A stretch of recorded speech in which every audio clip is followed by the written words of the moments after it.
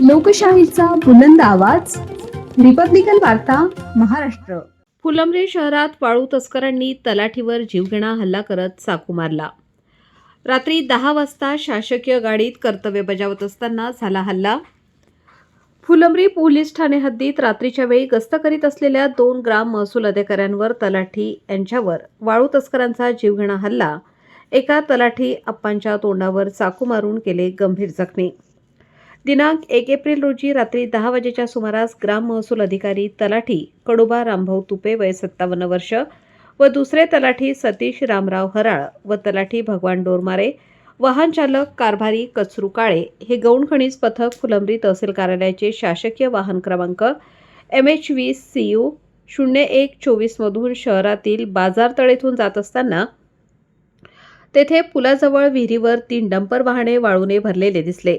अधिक पाहणी केली असता काही वाळू तस्कर तेथे वाळू धुताना दिसून आले.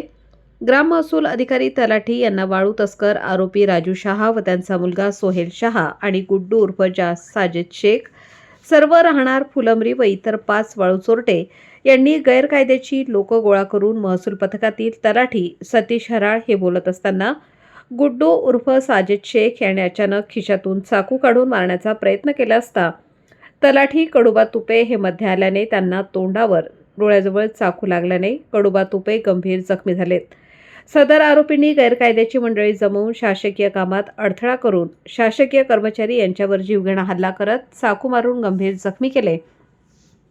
म्हणून यातील फिर्यादी ग्राम महसूल अधिकारी तलाठी कडोबा तुपे यांच्या फिर्यादीवरून फुलंब्री पोलीस ठाण्यात कलम 118(2), 132, 121(1), 189(2), 191(2), 191(3), 190, 352, 351(2), 3, 352 भारतीय न्यायसंहिता सहकलम महाराष्ट्र जमीन महसूल अधिनियम 1966 चे कलम 78, 7, 8 व गौण खनिज अधिनियमचे कलम 21, 1, 2 प्रमाणे गुन्हा दाखल करण्यात आला असून पुढील तपास पोलीस निरीक्षक संजय सहाणे करीत आहेत.